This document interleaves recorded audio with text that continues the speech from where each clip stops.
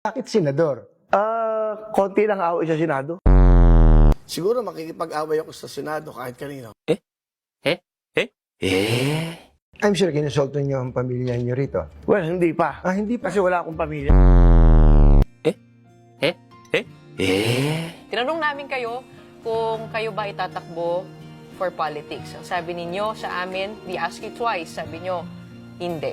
No politics, nasa kontrata nyo yun with TV5 for 3 years, you will not run. Ano po nangyari? Nagpaalam ako kay MVP.